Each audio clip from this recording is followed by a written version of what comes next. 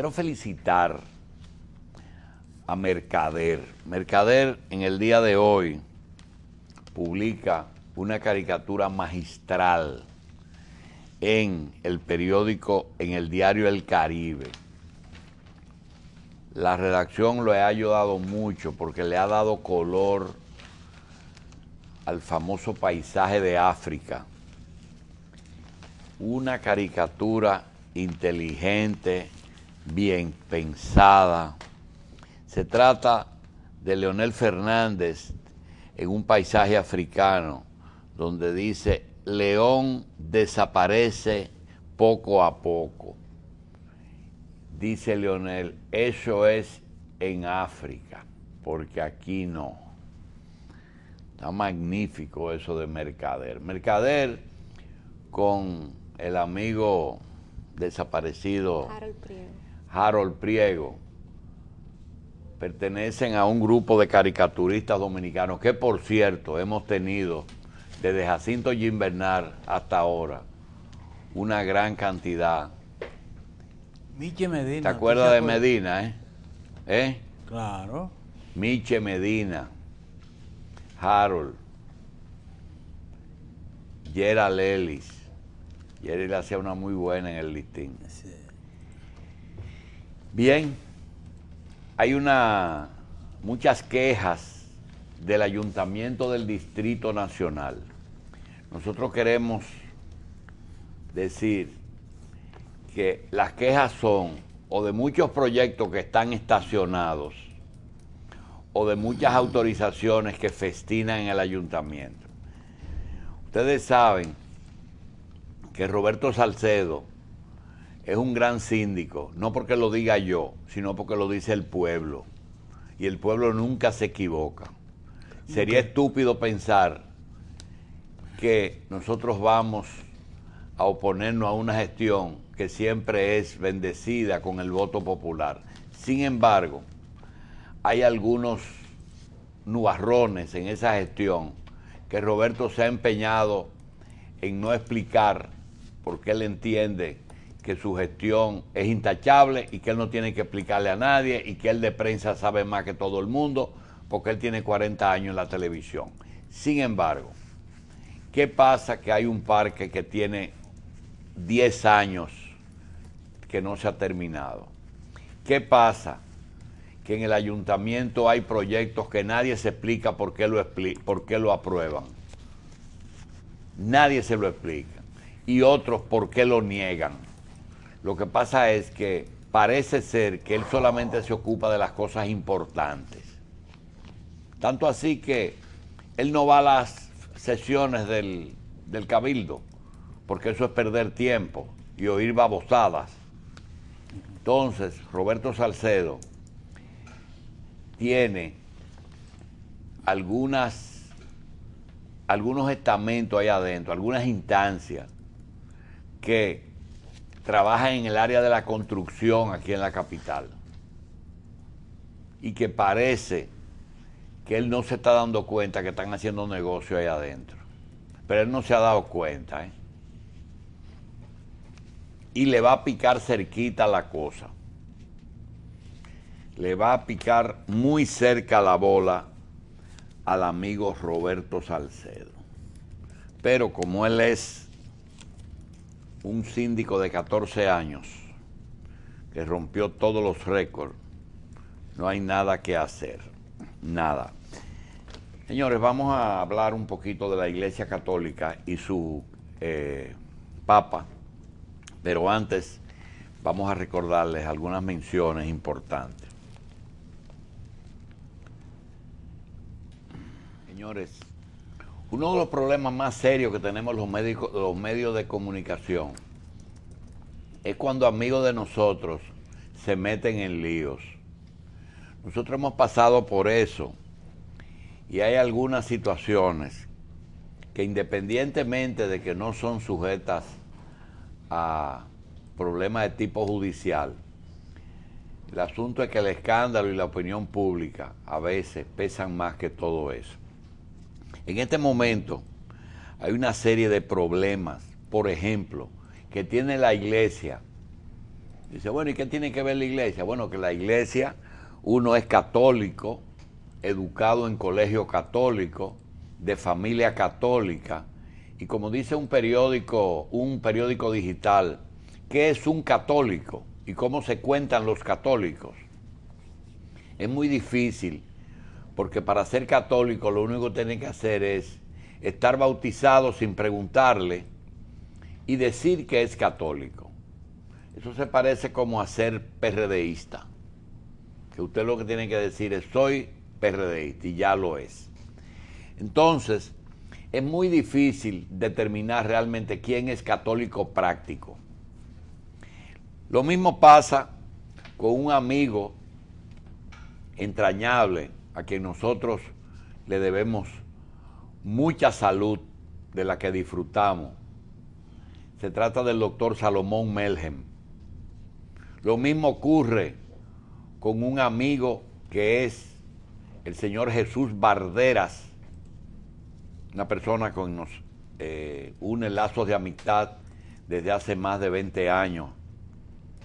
Y así como personas que tienen un estilo que usted puede darse el lujo de mencionar o de criticarlo, pero ellos no tienen ningún problema y ellos no se sienten mal. Esa es una práctica muy difícil de ejercer en la vida, como es el caso de alguien que nosotros mencionamos todos los días, que se trata de Pepín Corripio. Pepín Corripio, lo que pasa es que pertenece a un grupo de dueños de medios en América Latina y en el mundo, que ya no puede esconderse en la concha de un caracol. Murdoch, Carlos Slim, que es dueño de medios de comunicación, el señor Cisnero de Venezuela, el señor de Televisa, Azcárraga, el fantasma, el señor Ángel González, y Pepín Corripio, Silvio Berlusconi, son personas que tienen una cantidad, una acumulación de medios, Clarín en Argentina, unos árabes que son peruanos y ecuatorianos que tienen cables y telefónicas en esas dos naciones. Señor, es muy difícil que usted, siendo una persona que influye tanto en el resto, pase desapercibido. Pero resulta que todo el mundo tiene vocación de entender que una crítica no le disminuye su poder. Pero esta gente que hemos mencionado tienen problemas. Tienen problemas. Tienen problemas porque el que tiene cosas les resulta más difícil mantenerlas que hacerlas. Si usted puede ser una persona poderosa, pero mantener el poder en buena lid a veces resulta más difícil que hacerse poderoso. La Iglesia Católica tiene 2000 años y un poquito más. Miren, ni la crucifixión de Cristo, que es el fundador de la Iglesia a través de uno de sus discípulos, ese capítulo que la humanidad ha conservado íntegro durante 2000 años, no pudo disminuir el prestigio y la fuerza de la Iglesia Católica Romana. Las persecuciones que desde su misma fundación le hicieron a los apóstoles y posteriormente a los primeros cristianos, ni los leones pudieron devorar la fe de los católicos. La Santa Inquisición, uno de los capítulos más oscuros de la Iglesia, ni siquiera la Inquisición pudo destruir la Iglesia Católica. El ejercicio papal de algunos papas, como los Borgia, que produjeron escándalo y mermaron el poder de la iglesia, no pudieron con eso. Y ahora, el que está pensando que la renuncia de un papa va a producir el que una iglesia que tiene fuerza e influencia en todas partes del mundo se vaya a disminuir. No va a ocurrir. Puede tener altibajo, pero no va a ocurrir. Vienen y dicen que la fe bajó, disminuyó la fe. Señores, la fe hace mucho que disminuye, porque eso es algo que se lleva adentro. Dicen que la renuncia del Santo Padre tiene que ver con una especie de protesta contra algunos estamentos de poder dentro de la iglesia, que es una forma que él utiliza para dejarle saber que él no está de acuerdo con la forma que se está manejando la iglesia, porque la iglesia no la maneja un hombre. Dicen que es un mensaje a esos que están dirigiendo la iglesia, que cambien de rumbo. Desde el 11 de febrero anunció que se va el 28 de febrero. Es decir, que pasado mañana el Papa se va a un convento de clausura. Nadie va a ver el Papa por ninguna parte. Ese señor se va a orar. Gregorio XII, en 1415, hace 608 años, renunció. Fue el último papa que renunció. El 31% de las personas creyentes son católicos. El 23% son islámicos.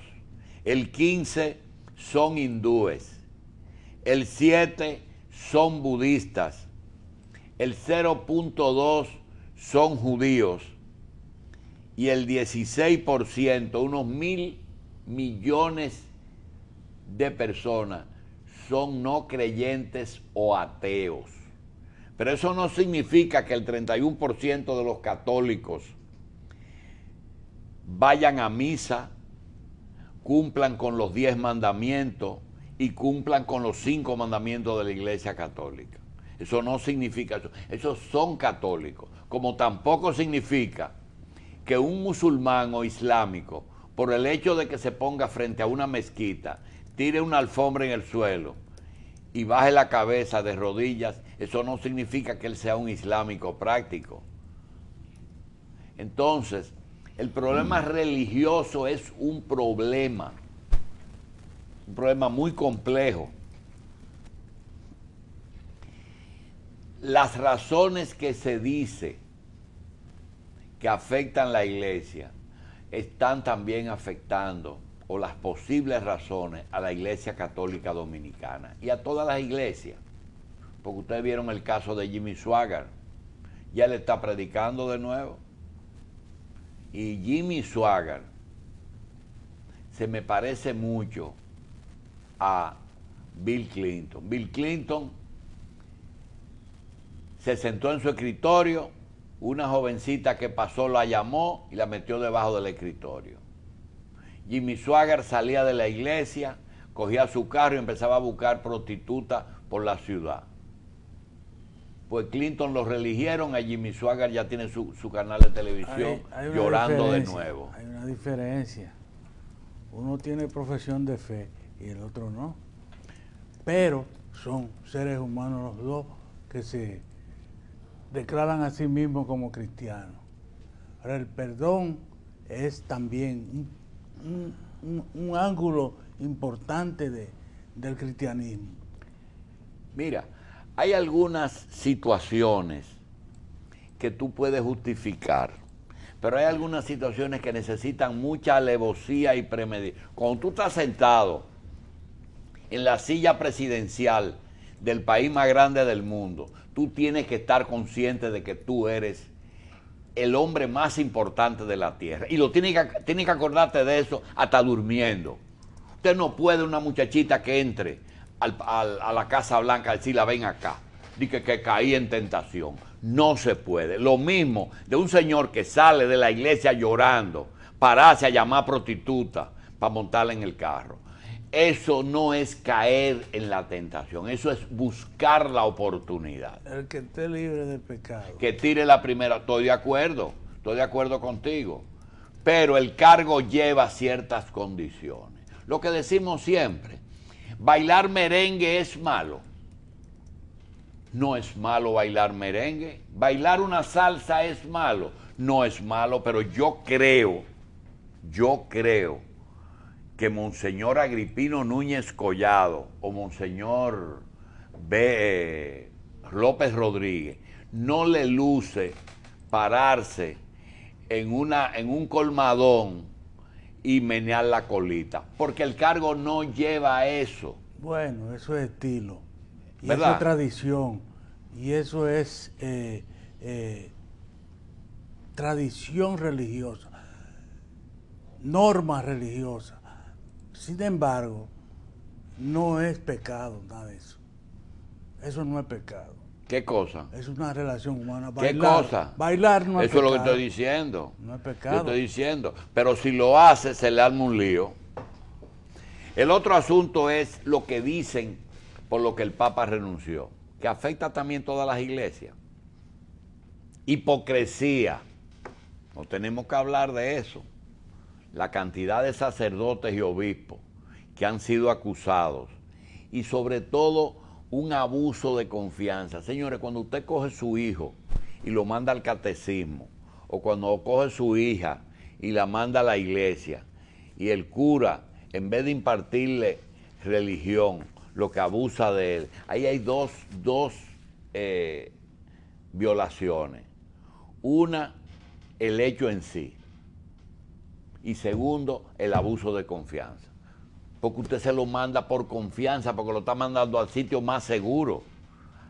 Lo mismo con los maestros en la escuela.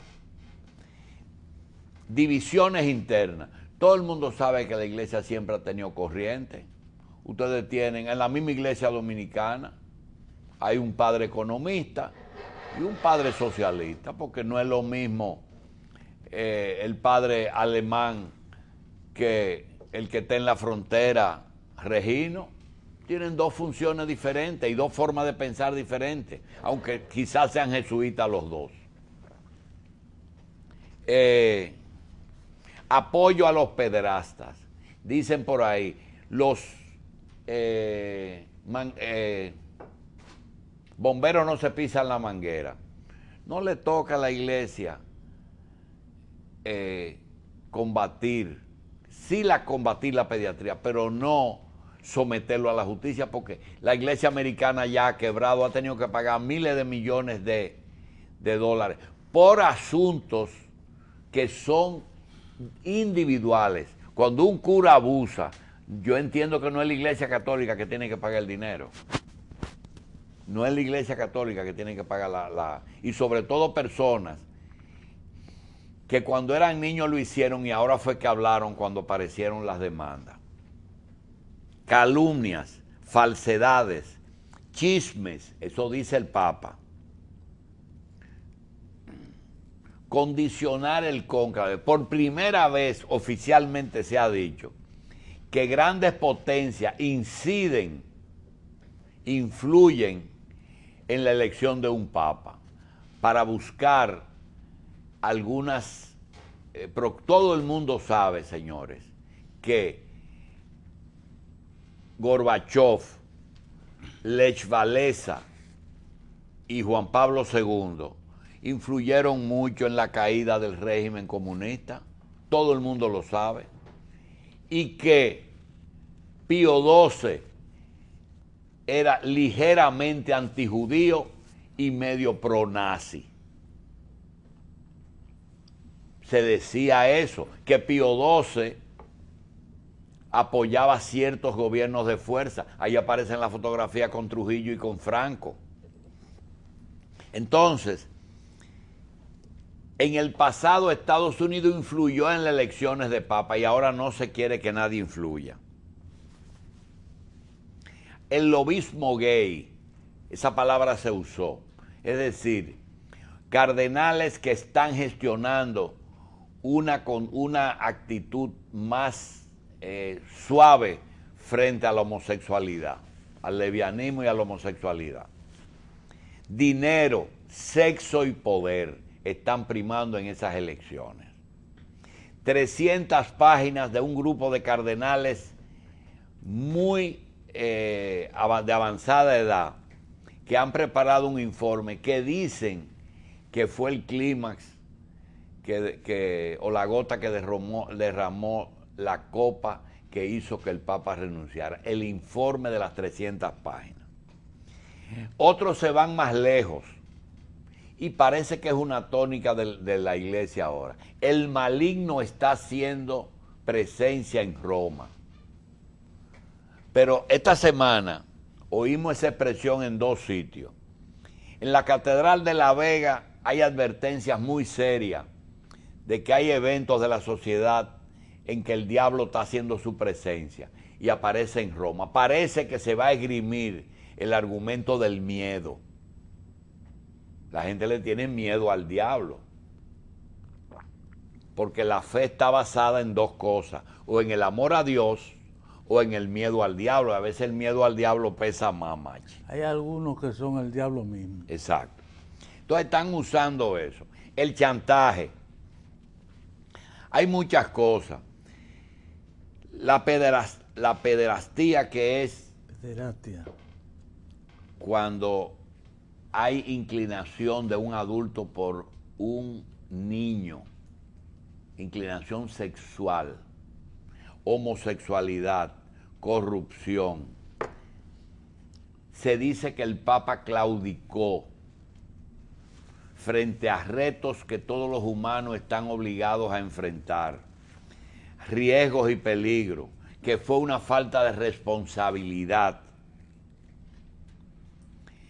que si él era Papa tenía que sobrevivir porque los fuertes sobreviven, que no es un problema físico sino mental, que podía estar acorralado, que el cúmulo de problemas se lo llevó, que la cantidad de demandas están por encima de sus posibilidades de enfrentar.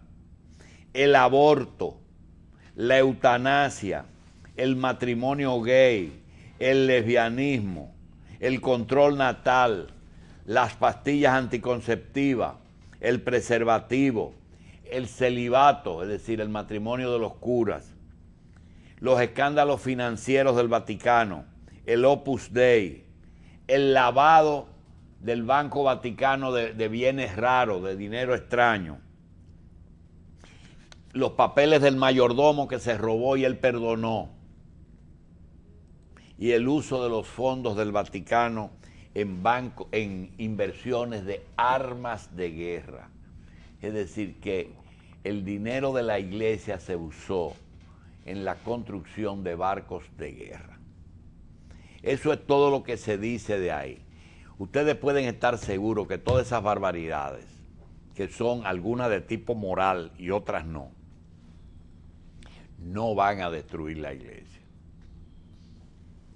No la van a destruir porque, le vuelvo y les repito, ni los leones en el Coliseo, ni la Inquisición.